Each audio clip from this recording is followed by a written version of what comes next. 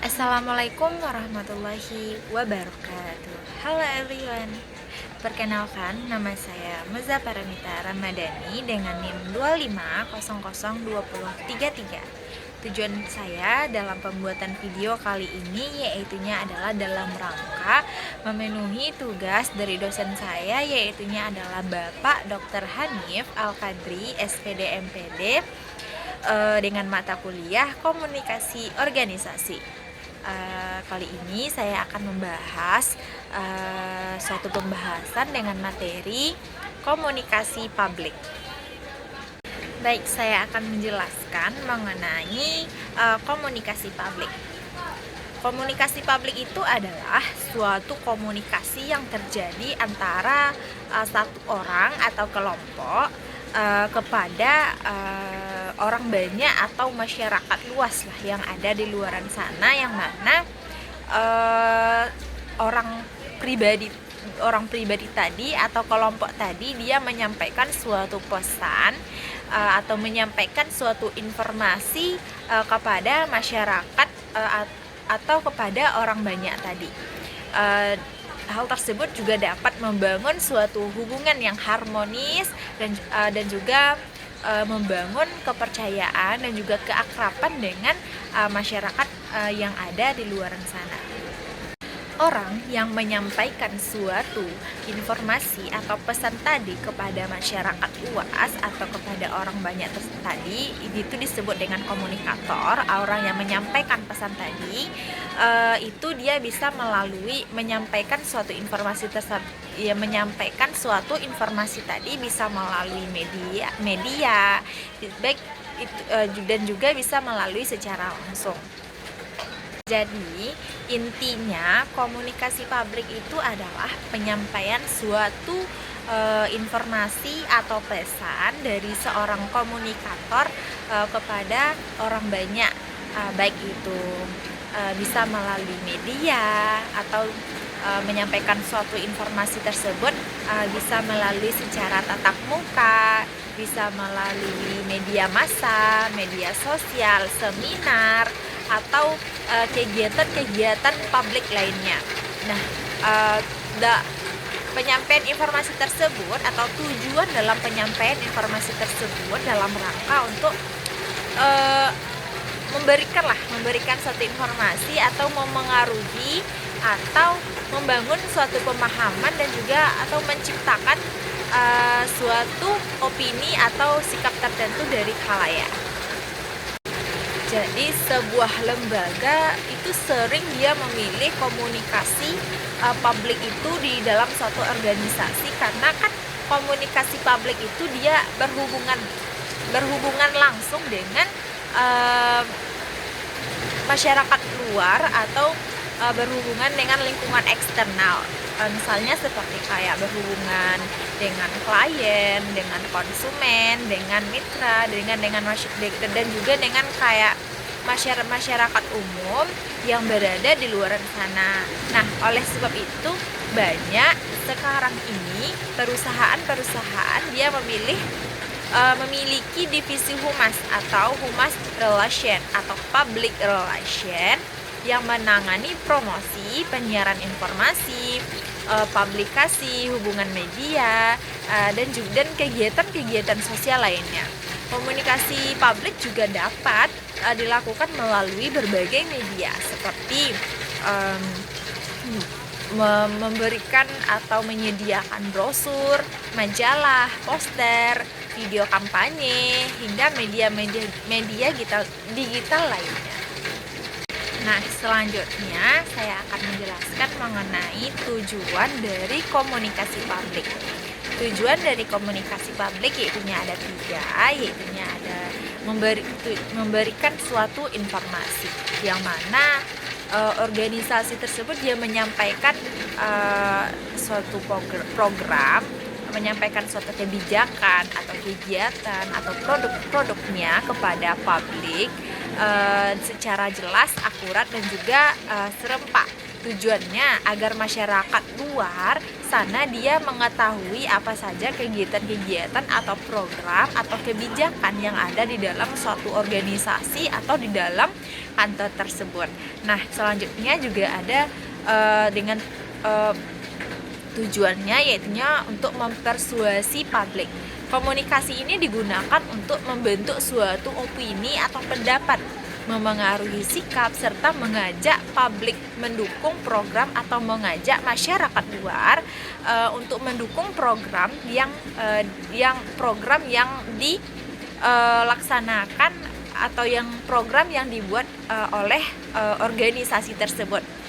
Jadi ini menjadi inti dari kegiatan humas nih dalam suatu perusahaan ini. Nah, selanjutnya tujuan dari komunikasi publik ini yaitu adalah untuk membangun dan juga menjaga hubungan baik. Organisasi dia menjaga hubungan kedekatan, kepercayaan, dan juga citra positif dengan masyarakat, pemerintah, media, dan juga konsumen. Hubungan yang baik membuat organisasi tersebut lebih mudah dipercaya oleh masyarakat luar. Nah, selanjutnya, kenapa sih komunikasi publik itu penting di dalam suatu organisasi? Ini, saya akan menyebutkan alasannya.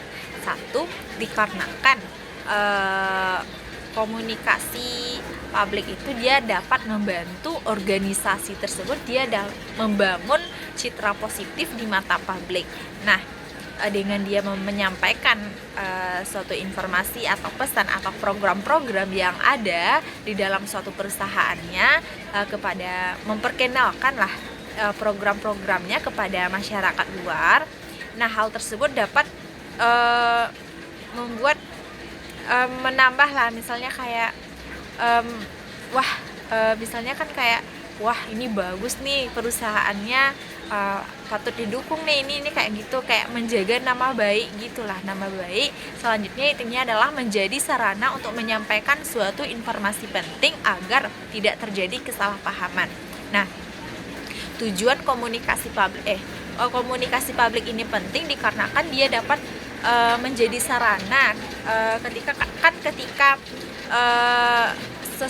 seorang komunikator dia menyampaikan suatu informasi kepada masyarakat luar agar tidak terjadinya suatu kesalahpahaman gitu.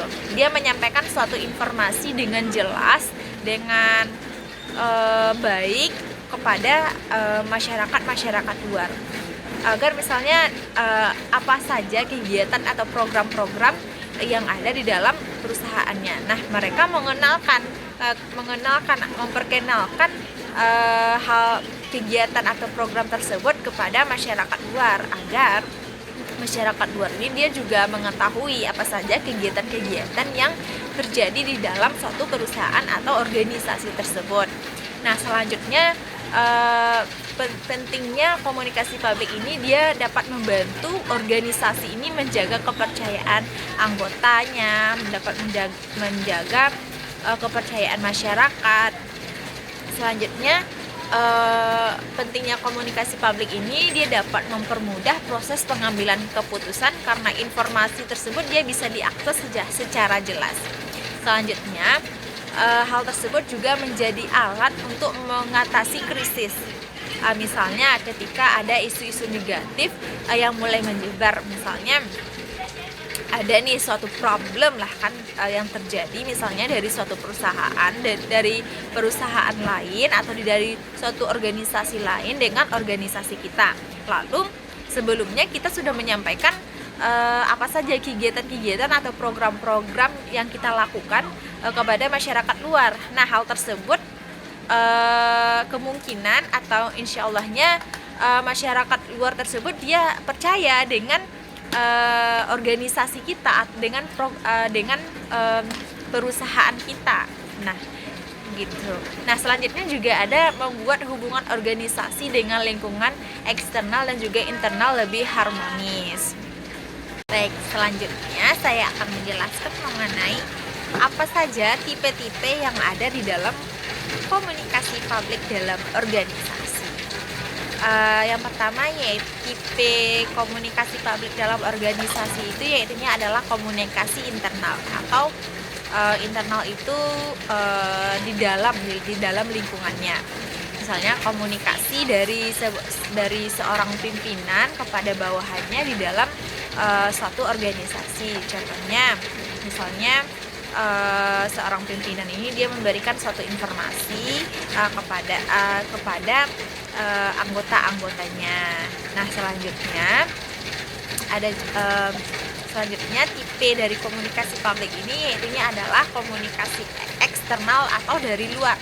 Yang mana komunikasi eksternal ini yaitunya adalah komunikasi organisasi dengan masyarakat umum atau media, atau dengan komunikasi dengan media atau instansi lainnya, atau misalnya komunikasi dari suatu organisasi ke organisasi lainnya yang berada di luar ya, yang berada di luar. Misalnya kayak komunikasi eksternal ini memberikan suatu informasi misalnya melalui media massa, melalui brosur, melalui website, dan lain-lain sebagainya.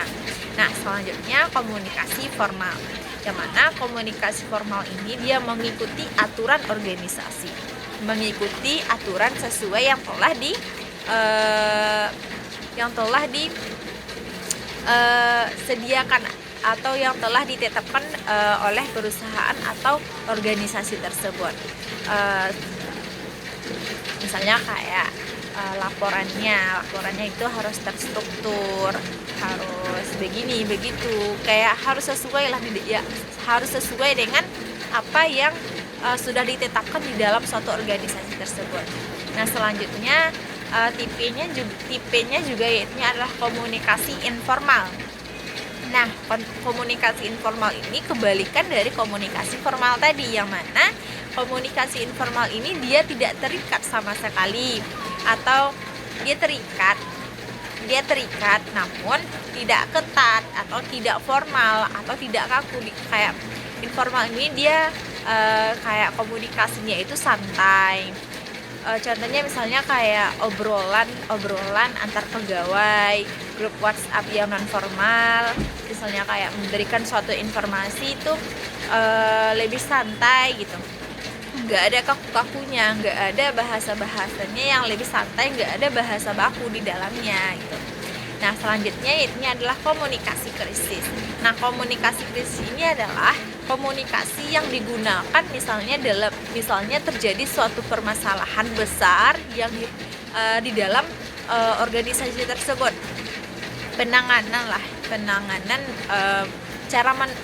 Untuk menangani masalah besar yang terjadi di dalam suatu organisasi tersebut. Contohnya misalnya mengklarifikasi ketika ada isu-isu yang menyangkut tentang organisasi tersebut. Nah, selanjutnya saya mau ngasih tips nih cara memanfaatkan komunikasi publik di dalam organisasi dengan baik. Nah, berikut tipsnya. Yang pertama yaitunya adalah gunakanlah media yang tepat. Misalnya ketika kita menyampaikan suatu informasi atau pesan kepada khalayak ramai atau kepada khalayak luar, nah gunakanlah media yang tepat. Misalnya kita menyampaikan informasi atau pesan melalui Instagram. Nah, selanjutnya kita harus memberikan suatu informasi tersebut dengan jelas dan juga dengan akurat. Hindarilah kalimat-kalimat yang ambigu dan pastikan data yang kita berikan tersebut valid dan benar dan tidak palsu. Nah, tujuannya dengan kita memberikan suatu informasi yang jelas dan akurat tersebut agar informasi yang kita sampaikan tersebut sampai dengan baik, dapat dicerna dengan baik, dapat dipahami dengan baik oleh masyarakat luar, agar mereka juga tidak salah paham atas informasi yang telah kita sampaikan tersebut.